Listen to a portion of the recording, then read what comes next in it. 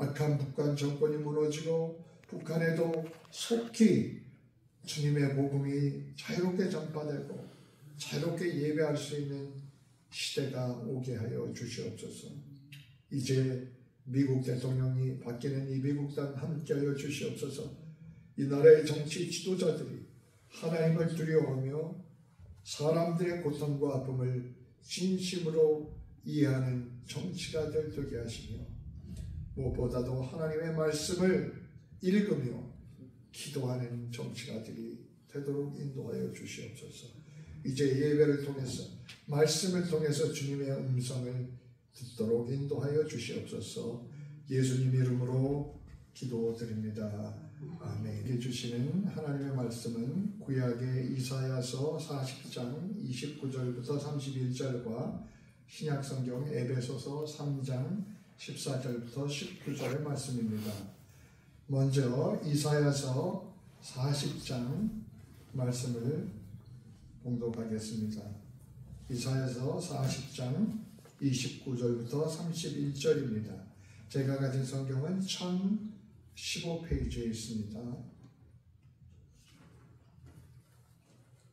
피곤한 자에게는 능력을 주시며 무능한 자에게는 힘을 더하시나니 소년이라도 피곤하며 곤비하며 장정이라도 넘어지며 쓰러지되 오직 여호와를 앙망하는 자는 새 힘을 얻으리니 독수리가 날개치며 올라감 같을 것이요 다른 박질하여도 곤비하지 아니하겠고 걸어가도 피곤하지 아니하리로다. 313페이지에 있습니다. 이러므로 내가 하늘과 땅에 있는 각 족속에게 이름을 주신 아버지 앞에 무릎을 꿇고 비노니 그의 영광의 풍성함을 따라 그의 성령으로 말미암아 너희 속사람을 능력으로 강건하게 하시오며 믿음으로 말미암아 그리스도께서 너희 마음에 계시게 하시었고 너희가 사랑 가운데서 뿌리가 박히고 터가 굳어져서 능히 모든 성도와 함께 지식에 넘치는 그리스도의 사랑을 알고 그 너비와 길이와 높이와 깊이가 어떠함을 깨달아 하나님의 모든 충만하신 것으로 너희에게 충만하게 하시기를 구하노라. 이는 살아계신 하나님의 말씀입니다. 오늘의 말씀의 제목은 속사람의 강건함을 위한 기도입니다.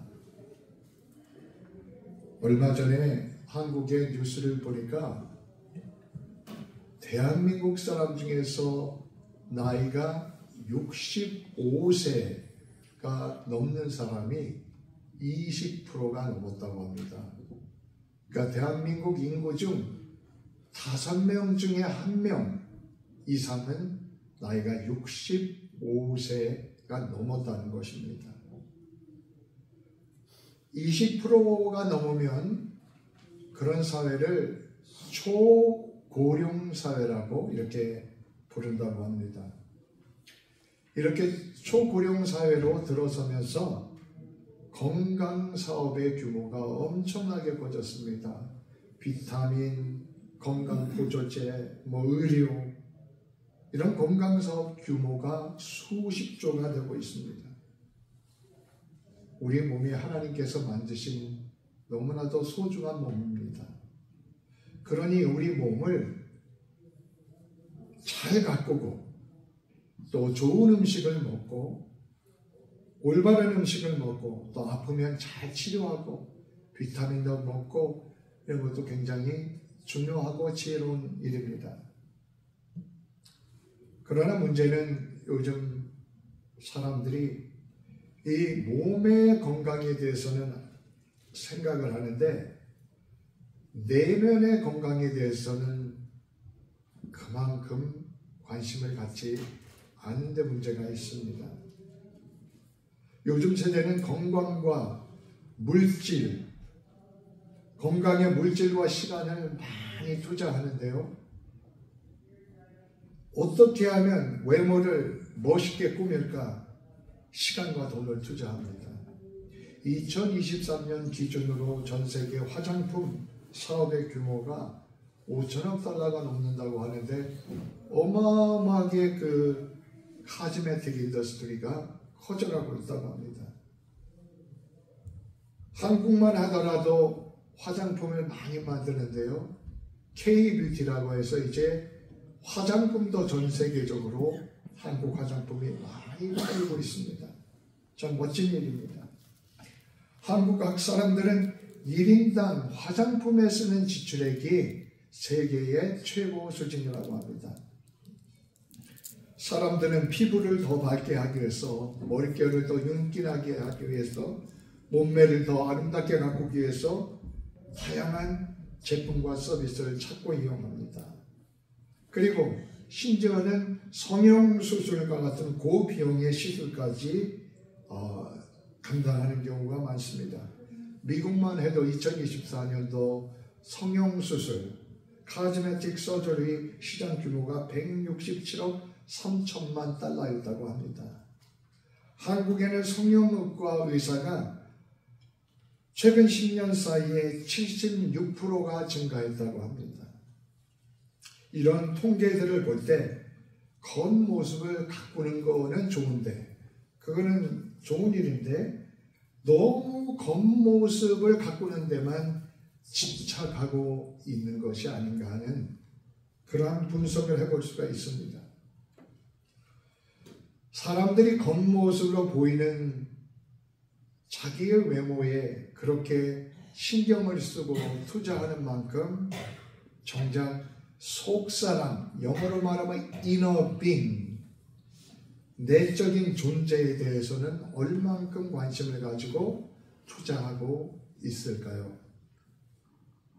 사람은 아무리 투자하고 아무리 돌봐도 결국 우리의 겉모습은, 겉사람은 언젠가는 쇠약하게 되어 있습니다. 언젠가는 병도 듭니다. 그런데 우리의 속사람 이너빙은 우리가 잘 가꾸면 가꿀수록 세월이 지나도 쇠약해지지가 않습니다. 오히려 더 건강해지고 더 튼튼해집니다. 그래서 고린도후서 4장에도 보면 그러므로 우리가 낙심하지 않으니 우리 겉사람은 낡아지지만 우리 속사람은 날로 새로워진다, 이렇게 말씀했습니다. 겉사람은 낡아지지만 우리의 속사람은 날마다 새로워진다고 했습니다. 우리 사람들이 요즘 아주 별별 운동을 다 많이 하죠. 운동하는 건 참 필요하고 지혜로운 일입니다. 저도 1년 전부터 축구를 매주 정규적으로 운동을 하는데 많이 이제 건강에 도움이 되고 있다는 것을 느끼게 됩니다. 그런데 우리가 이 몸을 가꾸는 것은 그것이 완전한 것이 아니고 영원한 것이 아닙니다. 우리 이사야서 40장을 말씀을 읽었는데 그 말씀처럼 소년이라도 피곤해집니다. 아무리 건강한 소년이라도 병이 오면 피곤해지게 돼 있고 장정이라도 넘어지게 돼 있습니다. 그러나 하나님을 앙망하는 사람들은, 하나님을 바라보는 사람들은 하나님께서 힘을 주셔서 피곤함이 오고 병이 오고 또 어려움이 오지만 그걸 이기고 독수리처럼 올라가는 삶을 살게 되는 것입니다. 그것이 어디서부터 시작되는 것입니까? 바로 속사람, 이너빙으로부터 시작하는 것입니다. 오늘 본문의 사도 바울은 에베소 교회를 향해서 성도들이 속사람이 강건해지기 위해서 기도하는 것을 볼 수가 있습니다. 이러므로 내가 하늘과 땅에 있는 각 족속에게 이름을 주신 아버지 앞에 무릎을 꿇고 비나니 그 영광의 풍성함을 따라 그의 성령으로 말미암아 너의 속사람을 능력으로 강건케 하옵시며. 바울이 에베소 성도들과 또 그 외 많은 교회들 성도들이 건강을 위해서 왜 기도 안 했겠습니까? 그런데 오늘 본문에 보면 그런 기도도 했지만 바울이 정말 무릎을 꿇고 기도한 것은 그들의 속사람이 강건해지게 해달라고 기도했습니다. 이만큼 속사람이 강건해지는 것이 중요한 것입니다. 우리도 몸을 또 외모를 관심을 가지고 신경 쓰는 것만큼 우리 속사람, 우리 내면적인 존재가 건강해지기 위해서 신경을 쓰고 기도해야 하는 것입니다. 그러면 성경에서 말하는 이너빙, 속사람은 무엇일까요? 그것은 육적인 자아가 아니라 영적인 자아를 말합니다. 속사람은 우리 마음의 영혼, 우리 속에 있는 마음과 영혼입니다. 겉으로 보여주는 겉사람이 아니라 보이지 않지만 겉사람을 움직이게 만드는 우리의 마음과 영혼이 속사람입니다. 우리 속사람이 왜 중요한 것입니까?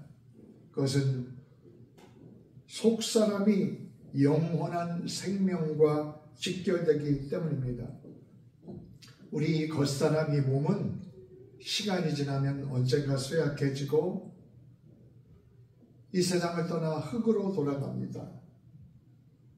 주님의 부활 때에 다시 신령한 몸으로 그 흙으로 돌아간 몸도 일어나겠지만 그때까지는 다 흙으로 돌아가는 것이 우리의 몸입니다. 그러나 속사람은 영원합니다. 영원한 것이 속사람입니다. 그래서 요한복음 6장에 보면 예수님께서 말씀을 하십니다. 살리는 것은 영이니 육은 무익하니라. 내가 너희에게 이런 말은 영이요 생명이라. 살리는 것은 영이니 육은 무익하니라. 우리를 살게 하는 것이 무엇입니까? 우리의 속사람입니다. 속사람을 강건하게 하는 것은 그러므로 우리의 영원한 생명을 준비하는 것입니다. 또한 속사람은 주님께서 거하시는 장소입니다. 오늘 말씀에도 보면 속사람이 능력으로 강건해지기 위해서 기도합니다. 그러면서 믿음으로 말미암아 그리스도께서 너희의 마음에 계시게 하시고 이렇게 기도를 합니다. 속사람이 강건해야 될 이유는 예수 그리스도께서 우리 속사람 속에 거하시는 장소이기 때문인 것입니다. 우리 속사람이 강건해야 그 자리에 주님께서 좌정하시고 성령께서 우리 삶 속에 주님의 역사를 베풀어 나가시는 것입니다. 그리고 속사람은 영적 전쟁의 중심입니다. Center of Spiritual Battleground입니다. 우리 내면 속에는 죄와의 싸움이 계속되고 있습니다. 우리 내면 속에 마귀와의 싸움이 계속됩니다. 로마서 7장에 보면 사도 바울은 이렇게 말합니다. 내가 속사람으로는 하나님의 법을 즐거워하는데 내 직체 속에 다른 법이 있어서 내 마음의 법과 싸운다라고 그렇게 고백을 했습니다. 우리 속사람은 하나님의 법을 즐거워하는데 또 하나의 우리 속에서 육적인 자아, 죄된 자가 있습니다. 그 싸움이 계속됩니다. 우리가 속사람이 건강해야지 영적인 싸움, 죄와의 싸움, 마귀와의 싸움에서 이길 수 있는 것입니다. 세상에 전쟁만 있는 것이 아니고 우리 내면에 전쟁이 있습니다. 거기서 우리가 승리해야 합니다. 그리고 속사람은 삶의 본질을 결정합니다. 우리가 어떤 행동을 하고 어떤 결정을 하고 판단을 할 때 어디서부터 시작됩니까? 우리가 육신에서부터 시작되는 것이 아닙니다. 우리 내면에서 시작되는 것입니다. 우리 뇌보다도 더 깊은 우리 뇌보다도 더 깊은 우리 속에 있는 마음과 영혼으로부터 우리의 생각이 시작되고 판단이 시작되고 그로 인해서 우리 육신의 행동으로 이어지는 것입니다. 그렇길래 잠언서 4장에 보면 이렇게 말씀합니다. 모든 지킬 만한 것 중에 내 마음을 지키라. 생명이 근원이 이에서 납니다. 모든 지킬 만한 것보다 내 마음을 지킨다. 속사람이 강건해야 되는 이유는 모든 것이 거기 나오고 우리의 삶의 행동, 판단, 기준, 삶의 퀄리티가 우리 속사람으로부터 시작되기 때문에 그런 것입니다. 우리 돈을 지키는 것도 중요하고 건강을 지키는 것도 중요하고 그렇습니다. 그러나 더 중요한 것은 다른 어떤 것보다 마음을 지키라 이렇게 말씀하고 있는 것입니다. 사도 바울은 에베소 성도들이 속사람이 강건하기 위해 기도하며 무릎을 꿇었다고 했습니다. 유대인들은 기도할 때 서서 기도했습니다. 그런데 가끔씩 정말 너무 간절하면 무릎을 꿇고 기도하곤 했습니다. 예수님께서도 겟세마네 동산에서 기도하실 때 무릎을 꿇고 얼굴을 땅에 대고 기도하셨습니다. 바울은 무릎을 꿇고 기도했습니다. 이 얘기는 그만큼 에베소 성도들을 향한 바울의 기도가 간절했다는 것입니다. 하나님, 에베소 성도들의 속사람이 주님의 능력으로 강건해지게 해주십시오. 바울은 아마도 에베소 교회를 달려가 에베소 성도들을 위로하고 그들의 믿음을 굳게 세우고 싶었을 것입니다. 그러나 에베소서를 쓸 때 바울은 감옥에 갇혀 있었습니다. 복음을 증거하다 감옥에 갇힌 상태였습니다. 그러니 그 상황에서 무릎을 꿇고 간절히 기도하고 있었던 것입니다. 하나님께서 그분의 영광의 풍성함을 따라 성령으로 인해서 성도들의 속사람을 능력으로 강건하게 해달라고 기도했습니다. 에베소서 1장에 보면은 바울이 이렇게 말을 합니다. 내가 환난당한 것 때문에 너희가 낙심하지 않기를 내가 당부한다. 바울이 감옥에 갇히고 어려움을 당하니까 성도들 중에는 낙심하는 사람도 있었던 것 같습니다. 그런데 이 강건하다는 얘기는 낙심의 반대말입니다. 바울은 에베소 성도들이 낙심하지 않고 속사람이 강건하기를 그렇게 기도했습니다. 우리가 인생을 살다 보면 낙심할 이유가 많습니다. 계획대로가 되지 않습니다. 경제적으로 어려워서 힘들 때가 있습니다. 건강이 약해져서 낙심하게 될 때가 있습니다. 사람들과의 관계에 있어서 실망하고 낙심할 수도 있습니다. 자식들 때문에 또 형제, 남매들, 그런 식구들 관계 속에서도 실망할 수 있습니다. 친구들 때문에도 실망할 수 있고 교회에 와서 교인들 때문에 실망할 수도 있습니다. 우리가 실망하고 낙심하자면 이 세상에는 실망하고 낙심할 조건과 환경들이 끝이 없습니다.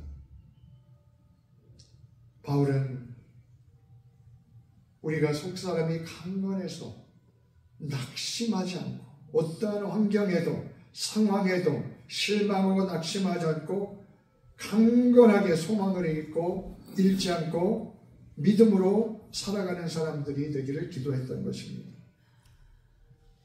우리가 살면서 중요한 게 많습니다. 건강도 챙겨야죠.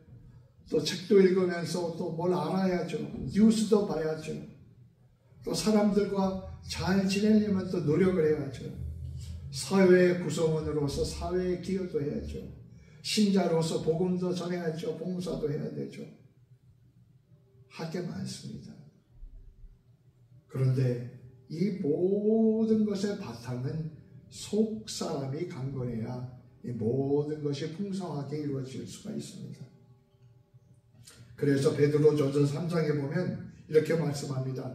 너의 단장은 머리를 꾸미고 금을 차고 아름다운 옷을 입는 외모로 하지 말고 오직 마음에 숨은 사람을 온유하고 안정된 심령에 썩지 아니할 것으로 하라. 이는 하나님 앞에 값진 것이니라. 우리가 외모를 단정하게 하는 것도 중요하지요. 사회생활 하려면 필요한 것입니다. 그런데 그보다 더 중요한 것은 우리 속에 숨은 사람, 바로 속사람을 다듬어야 한다는 것입니다. 고린도 교회 성도들을 보면요, 굉장히 겉으로는 신앙이 좋은 사람들처럼 보였습니다. 방언하는 사람들도 많고 예언의 은사도 나타나고 막 정말 시끌벅적한 교회였습니다. 그런데 그들을 향해서 바울은 안타까운 권면의 말씀을 했습니다.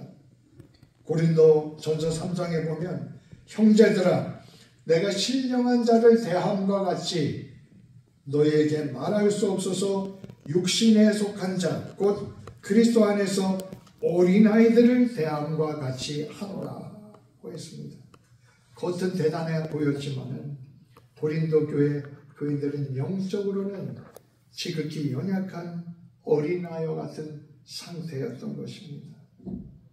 바울은 나중에 고린도전서 14장에 보면은 형제들아 지혜는 아이가 되지 말고 악에는 어린아이가 되고 지혜는 장성한 사람이 되십시오. 이렇게 권면을 합니다. 반면에 구약의 에스더를 보십시오. 페르시아의 왕비였습니다. 왕비였지만 소수민족, 포로로 잡혀온 유대민족 출신으로서 배경이 없었습니다. 정치적인 어떤 그런 백그라운드가 전혀 없었습니다. 어느 날 하만의 모략으로 유대민족을 다 죽이는 일이 벌어지게 생겼습니다. 유대민족이 다 죽게 되었을 때 그 연약해 보이는 여성 에스더가 무엇을 했습니까? 에스더서 4장에 보면은 에스더는 사흘의 시녀들과 함께 기도하고 죽으면 죽으리라 하는 각오를 가지고 왕 앞으로 유대인들을 구하기 위해서 나아갑니다. If I die, I die. 죽으면 죽으리라. 여성이지만 얼마나 그 강한 그런 모습입니까? 이것이 어디서 나오는 것입니까? 가냘픈 여성이지만 에스더는 속사람이 강건한 사람이었기 때문에 그런 것입니다. 속사람이 강건해진다는 것은 그걸 뭘 의미합니까? 17절에 믿음으로 말미암아 그리스도께서 너희 마음에 계시게 하옵시고 라고 합니다. 속사람이 강건해진다는 것은 그리스도께서 우리 안에 온전히 자리를 잡으시는 것입니다. 우리가 손님을 모셔도 집에 청소를 하고 손님이 편하게 올 수 있도록 그렇게 준비를 합니다. 의자에 놓여있던 것도 또 테이블에 놓여있던 것도 치우고 정돈을 하지 않습니까? 우리 마음도 똑같습니다. 그리스도께서 우리 속사람 속에 들어와 자정하시기 위해서는 우리 속에 정돈이 필요합니다. 버려야 할 것은 버리는 것이 필요합니다. 잘라내야 될 것은 잘라내는 것이 필요합니다. 그럴 때 성령께서 우리 속에 오셔서 속사람 강건케 하시며 역사하실 수 있는 것입니다. 우리 안에 있는 것을 치우는 행위가 바로 기도입니다. 회개입니다. 회개와 고백과 기도를 통해서 우리 안에 있는 것들을 잘못된 것들을 치워냅니다. 그런데 우리가 회개하고 고백하고 기도하는데 말씀의 기초에서 기도해야 합니다. 우리가 올해 성경을 일독하기 위해서 표를 만들어 드렸습니다. 여러분 힘써서 표를 따라 성경을 올해 꼭 한번 읽어보시길 바랍니다. 우리가 왜 이렇게 성경을 읽어야 할까요? 성경을 안 읽고 가만히 있으면 우리 속에 온갖 세상의 잡생각들로 채워지게 됩니다. 그러나 히브리서 4장 12절에 보면 하나님의 말씀은 살아있고 활력이 있어서 좌우에 날선 검보다 예리하여 혼과 영과 및 관절과 골수를 찔러 쪼개기까지 하며 또 마음의 생각과 뜻을 감찰하신다고 했습니다. 하나님의 말씀은 활력이 있다고 했습니다. 하나님의 말씀은 그냥 문자가 아닙니다. 우리가 문자를 읽고 또 하나님의 말씀을 설교를 통해서 듣고 할 때 이 말씀이 살아서 우리의 삶 속에, 우리의 영혼 속에 역사를 하는 것입니다. 좌우의 날선 어떤 검보다 예리하다고 했습니다. 세상에 어떤 검들은 뚫지 못하는 것들이 있습니다. 그러나 하나님의 말씀은 검보다도, 칼보다도 더 예리해서 우리의 내면을 뚫고 들어온다는 것입니다. 그리고 혼과 영과 관절과 골수를 쪼갠다고 했습니다. 하나님의 말씀은 인간 가장 깊은 곳에 있는 혼과 영까지 들어와서 쪼개고 수술하고 고치는 역사를 일으키는 것입니다. 마음의 생각과 뜻을 감찰한다고 했습니다. 하나님의 말씀은 우리의 마음의 생각과 숨겨진 의도를 꿰뚫어보고 그 모든 것을 하나님 앞에 드러납니다. 하나님의 말씀은 거울과 같이 우리의 영혼의 모습을 들여다볼 수 있게 해줍니다. 하나님의 말씀은 빛과 같이 우리가 못 보았던 것들을 볼 수 있도록 밝혀줍니다.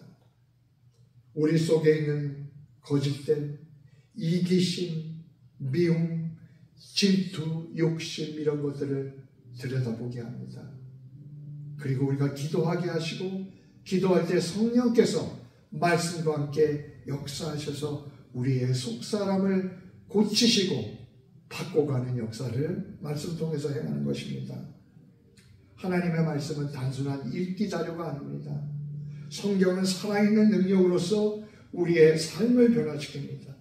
우리가 하나님의 말씀을 읽고 묵상하고 순종하려고 하면 그 말씀이 우리 속에 살아서 우리 속사람을 변화시키고 우리의 삶을 변화시키시는 것입니다. 두 번째로 속사람이 건강한 사람은 오늘 바울의 기도처럼 사랑 가운데 뿌리가 박히고 터가 굳어진 사람입니다. 터가 굳어진다는 것은 기초를 잘 파서 잘 터를 세워서 빌딩을 짓기 위한 것입니다. 우리 인간의 몸도 그렇고 우리 인생도 그렇습니다. 터가 잘 굳어져야지 우리 인생도 튼튼한 빌딩과 같아집니다. 그 튼튼한 터가 어디입니까? 바로 그리스도의 사랑 안에 뿌리를 내리고 그리스도의 사랑 안에 터를 굳게 하라는 것입니다. 인생의 많은 문제가 잘못된 곳에 뿌리를 내렸기 때문에 그렇습니다. 마음의 상처 위에 미움 위에 뿌리를 내리면 썩은 열매가 쓴 열매가 맺어지게 됩니다. 우리는 어디에 뿌리를 내려야 하겠습니까? 사랑의 뿌리를 내리고 사랑의 터를 굳게 하라는 것입니다. 우리가 신앙생활 하면서 은사를 체험하는 것도 참 귀합니다.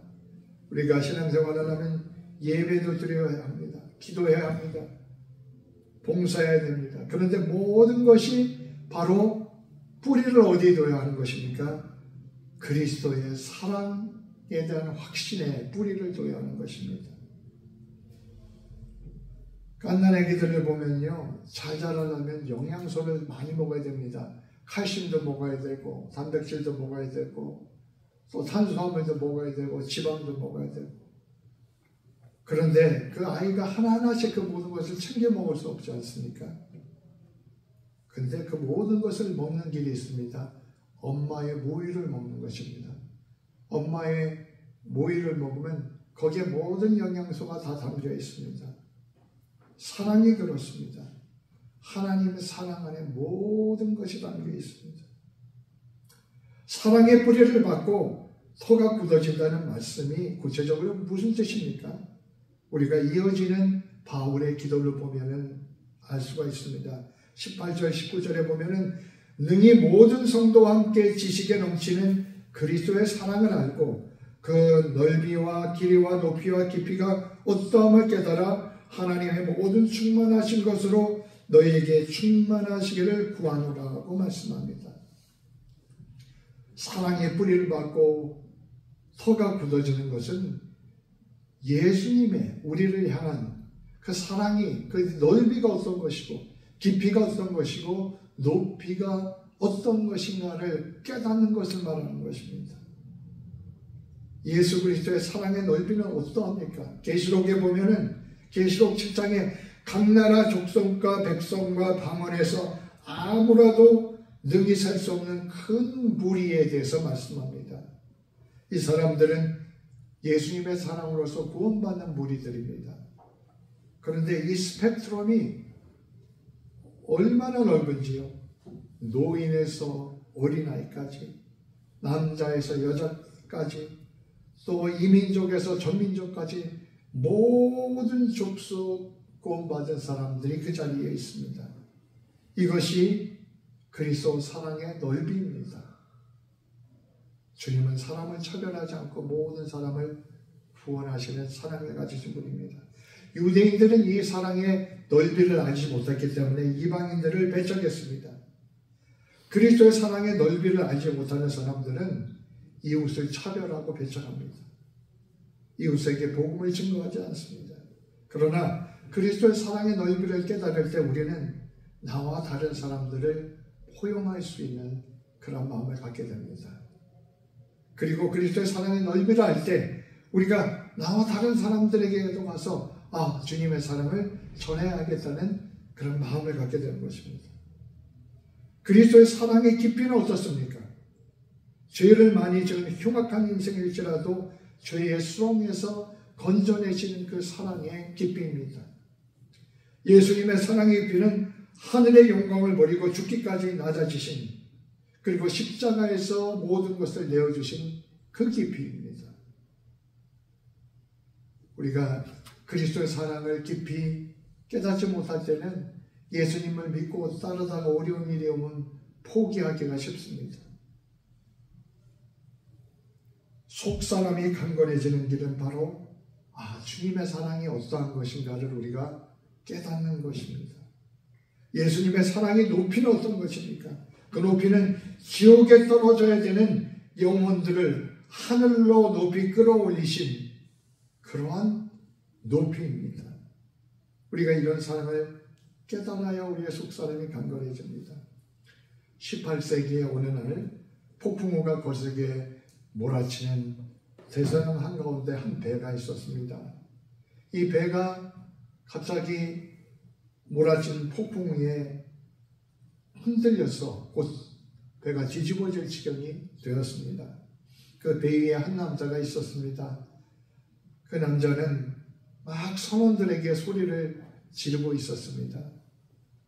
어떻게 하라고 계속 소리를 지르고 있었습니다. 그러나 정작 자신은 그 마음에 두려움이 가득 차 있었습니다. 이 남자의 이름은 존 뉴턴이었습니다. 그 배는 노예를 싣고 가는 배였고 존 뉴턴은 그 노예를 싣고 가는 배의 선장이었습니다. 존 뉴턴은 원래 신앙생활을 하는 어머니 밑에서 자라났는데 어머니가 일찍 세상을 떠난 후 방황하면서 믿음을 잃어버리고 죄악의 길에 빠져들었습니다. 젊은 시절부터 방탕한 삶을 살았습니다. 그러다 그 삶이 어디까지 이어졌냐면 노예 무역에 뛰어들어서 노예 장사를 하는 그 배의 선장이 되는 데까지 이르렀습니다. 노예들을 짐짝처럼 취급하면서 그들의 고통에 무감각해 졌습니다. 뉴턴은 삶의 목적이 그냥 탐욕과 쾌락에 빠져서 살아가는 그러한 이기적인 인간이 되었습니다. 그러나 그날 밤 폭풍우 속에서 뉴턴은 자기의 인생을 돌아보게 되었습니다. 천둥이 치고 번개가 치고 거대한 파도가 배를 곧 뒤집어 엎을 것 같습니다. 선장이었지만 모든 것이 무너지는 느낌이었습니다. 선원들은 하나님 앞에 기도합니다. 뉴턴은 조롱하듯 웃음을 지었습니다. 기도한다고 이 폭풍이 멈출 것 같다? 그렇지만 그의 마음의 한구석에는 다른 생각이 꿈틀대고 있었습니다. 아, 정말 하나님이 존재한다면 갑작스러운 죽음 앞에서 그는 이 질문을 대하게 됩니다. 그러는 가운데 파도가 배를 치면서 선원 몇 명이 바닷속으로 빨려 들어갑니다. 배는 침몰 직전까지 몰리게 되었습니다. 존 뉴턴은 필사적으로 그 배의 키를 잡고 배를 지켜보려고 합니다. 그러나 힘이 빠져가면서 그는 결국 무릎을 꿇고 말았습니다. 그러면서 기도를 하기 시작했습니다. 하나님, 만약에 하나님이 살아계 계신다면 저를 살려주십시오. 나는 너무나도 큰 죄인이지만 저를 용서하시고 살려주신다면 내 인생을 하나님께 드리겠습니다. 기도했습니다. 그 순간 폭풍은 서서히 잦아들기 시작했습니다. 하늘에 작은 빗줄기가 비치며 바다는 마치 아무 일이 없었다는 듯 평온을 되찾았습니다. 존 뉴턴은 숨을 고르면서 망연자실한 채로 그 자리에 주저앉았습니다. 자신이 살아남았다는 사실을 믿기가 힘들었고 자신이 살아남은 것은 우연이 아니라 하나님의 손길이었다는 것을 고백하지 않을 수 없었습니다. 그날 이후 존 뉴턴은 자신이 살아온 인생을 회개하면서 철저히 다른 사람으로 변화되기 시작했습니다. 노예 무역을 그만두고 오히려 노예제 폐지 운동을 위해서 싸우는 사람들과 함께 했습니다. 그리고 나중에는 신학을 공부해서 목사가 되어 나 같은 죄인을 구원하신 주님의 깊고 넓은 사랑을 전하는 데 헌신했습니다. 존 뉴턴은 자신의 삶을 돌아보며 자신과 같은 죄인을 구원하신 하나님의 은혜를 찬송으로 표현했습니다. 그 찬송이 바로 존 뉴턴이 지은 Amazing Grace. 나 같은 죄인 살리신 주의 놀라운 잃었던 생명 찾았고 광명으로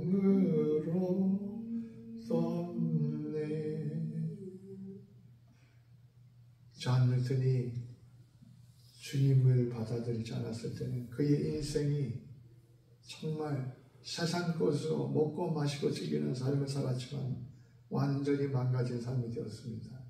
만족이 없었습니다. 평안이 없었습니다. 그러나 주님의 사랑, 나 같은 사람도 이렇게 구원하시는구나 하시는 주님의 사랑을 깨닫는 순간 그의 인생이 변화되기 시작했고 목사가 되었고 그리고 나 같은 죄인 살리신 주님의 은혜가 고맙다라고 놀랍다라고 고백할 수 있는 사람이 되었습니다. 속사람이 강건해지는 것은 이와 같은 주님의 사랑으로 우리 속에 충만해지는 것입니다. 그리고 그 사랑을 실천하는 것입니다.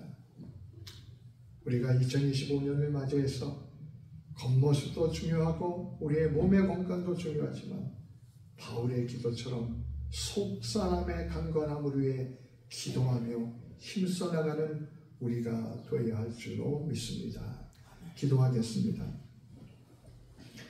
하나님, 우리가 겉모습만을 볼 것이 아니라 우리 속에 하나님의 형상을 닮은 존재가 되도록 우리의 속사람을 보게 하여 주시옵소서. 나이가 들면서 몸은 쇠약해지고 후패하지만 속사람은 날마다 새로워지고 더 강건해지는 우리의 삶이 될 수 있도록 주님께서 주님의 능력으로 성령을 통하여서 말씀을 통하여서 우리 가운데 날마다 역사하여 주시옵소서. 예수 그리스도 이름으로 기도드립니다. 아멘.